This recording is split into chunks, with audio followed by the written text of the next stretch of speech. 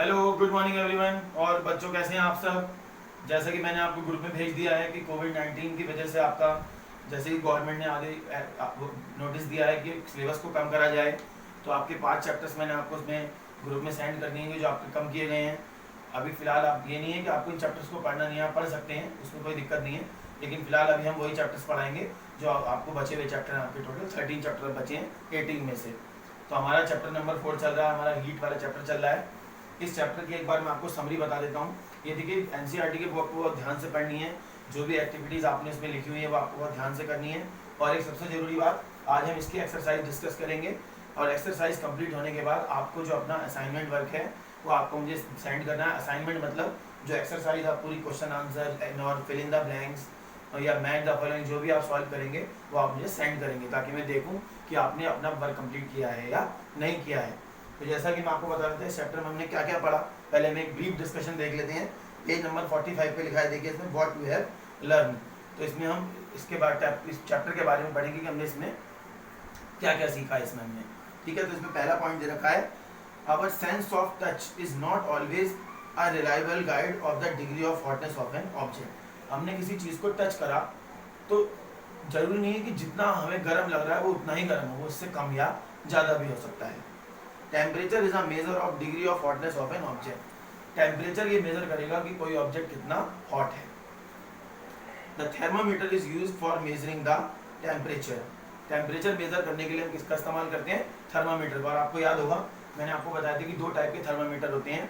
एक होता है आपका क्लिनिकल थर्मामीटर और एक होता है आपका लेबोरेटरी थर्मामीटर। क्लिनिकल थर्मामीटर क्या करता है, वो हमारी जो बॉडी का जो टेम्परेचर और नॉर्मल टेम्परेचर कितना होता है 37 डिग्री सेंटीग्रेड, उसको मेजर करता है।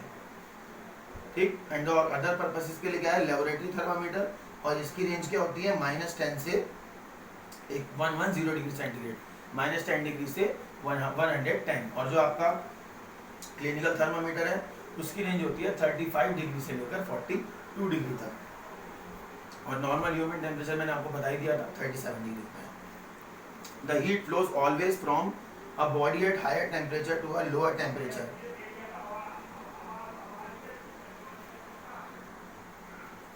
तो आपका क्या बताया कि हीट जो फ्लो होती है हमेशा वो हायर टेम्परेचर से लोअर टेम्परेचर की तरफ होगी, यानी जहाँ का टेम्परेचर ज़्यादा है हीट वहाँ से फ्लो होना शुरू होगी और जहाँ का टेम्परेचर कम है हीट उस तरफ चली जाएगी। ठीक है। और 3 तरीके से आप फ्लो करा सकते हैं इसको, कंडक्शन, कन्वेक्शन और radiation. In solids generally the heat is transferred by conduction and in liquid the heat is transferred by convection. मतलब अगर आप सॉलिड्स की बात करेंगे तो आप इसमें हीट को आप कैसे फ्लो कराएंगे? कंडक्शन की हेल्प से। और लिक्विड की बात करेंगे तो आप इसमें हीट कैसे फ्लो कराएंगे? कन्वेक्शन की हेल्प से। और रेडिएशन यानी मैंने आपको पहले बताया था कि सन रेज को फ्लो कराने के लिए किसी भी मीडियम की जरूरत नहीं होती। सूरज की किरणें जो है वो पूरी दुनिया में जाती हैं, मीडियम से कोई भी मतलब नहीं है। और जिसमें से आप आराम से हीट को फ्लो करा सकते हैं वो कंडक्टर्स कहलाते हैं, और जिनमें आप मुश्किल से हीट को फ्लो कराते हैं वो इंसुलेटर कहलाते हैं। और मैंने आपको बताया था कि सर्दियों में हमें कैसे कपड़े पहनने चाहिए, गर्म कपड़े पहनने चाहिए, बिकॉज जो वूलन होता है वो पुअर कंडक्टर ऑफ हीट होता है, वो हीट को फ्लो ही नहीं होने देगा। जब हीट फ्लो नहीं होगी तो उस कंडीशन में हमें जगह लगेगी, वो उसके बीच में रुक जाएगी। अब इसकी एक्सरसाइज देखिए जैसे दे रखी है। अब इस एक्सरसाइज को आज हम डिस्कस करेंगे। मैं आपको इसकी आंसर्स वगैरह मैं आपको बताऊंगा, आप खुद भी सॉल्व कर सकते हैं। जैसे इसमें आपकी सिमिलैरिटीज़ बतानी है लेबोरेटरी और क्लिनिकल थर्मामीटर के बीच में, और आपको 2 एग्जांपल्स देने हैं, हीट और उसके कंडक्टर्स के, इंसुलेटर के। फिर ये आपके फिल इन द ब्लैंक्स हैं। उसके बाद ये आपका मैच द फॉलोइंग है। मैच द फॉलोइंग आपको बहुत ध्यान से करना है, ये बिल्कुल आएगा। उसके बाद discussing why wearing more layers of clothes during winter keeps us warmer than wearing just one thick piece of clothing. देखिए बड़ा अच्छा क्वेश्चन है ये कि सर्दियों में हम ज़्यादा कपड़े पहनते हैं जिससे हमें ठंड लगती है, गर्मी का एहसास होता है, बजाय इसके कि हम उसके केवल एक लेयर पहने। ये आपको डिस्कस करना है, रीज़न बताना है। उसके बाद अगला है कि look at the figure 4.13 mark where the heat is being transferred by conduction, by convection and radiation. देखिए इस डायग्राम को, ये आपका एनसीईआरटी की बुक में दे रखा है। आपको इस डायग्राम को देख के बताना है कि आपकी हीट जो है वो कंडक्शन कहाँ पर होगा, कन्वेक्शन कहाँ पर होगा और रेडिएशन कहाँ पर होगा। कंडक्शन कहाँ पे होगा आपका कन्विक्शन कहाँ पे होगा और रेडिएशन कहाँ पे होगा, वो जगह आपको मार्क करनी है जहाँ पर ये तीनों प्रोसेस होंगे।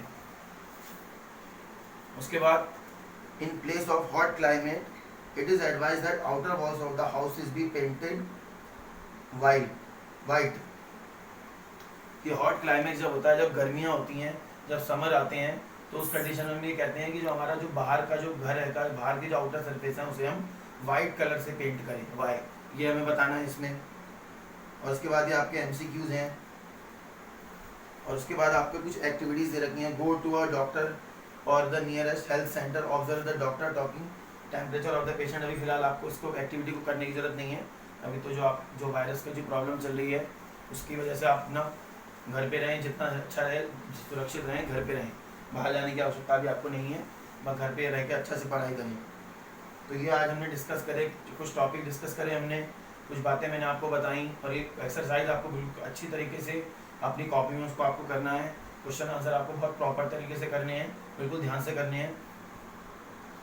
तो ये सब हमने आज डिस्कस करा है। तो अब आपको जो इसकी एक्सरसाइज है आपकी, उसके आंसर्स मैं आपको सेंड करूँगा। पहले आप खुद कोशिश करिएगा ट्राई करने की कि आप कर पाएँ, लेकिन फेयर कॉपी पे आप उसे तभी करेंगे। बहुत ध्यान से सुनिए जो मैं बात आपको कह रहा हूँ। फेयर कॉपी पर आपको उन आंसर्स को तभी लिखना है जब मैं आपको सेंड करूँगा, ठीक है। बाकी जैसे कुछ थ्योरी वाले क्वेश्चंस हैं, जैसे डिस्कस करने वाले हैं, या कुछ और क्वेश्चंस हैं, वो आप अपनी ओन लैंग्वेज में भी लिख सकते हैं। सुन रहे हैं आप लोग मेरी बात को? जो आपके जो थ्योरी वाले क्वेश्चंस हैं, जिसमें आपको डिस्कस करना है कि हमें ऐसे कपड़े क्यों पहनने चाहिए, इसका क्या रीज़न है, उसका क्या रीज़न है, उसमें ज़रूरी नहीं है कि जो आंसर मैं आपको भेजूँ वही आप लिखें। आपका अपनी ओन लैंग्वेज में भी लिख सकते हैं। हर किसी का अपना थॉट होता है, लेकिन वो आंसर सही होना चाहिए। तो मैं आपको आंसर्स भेजूँगा, आप उसको कंप्लीट करिएगा, और नेक्स्ट क्लास में हम इसको डिस्कस करेंगे। Thank you very much.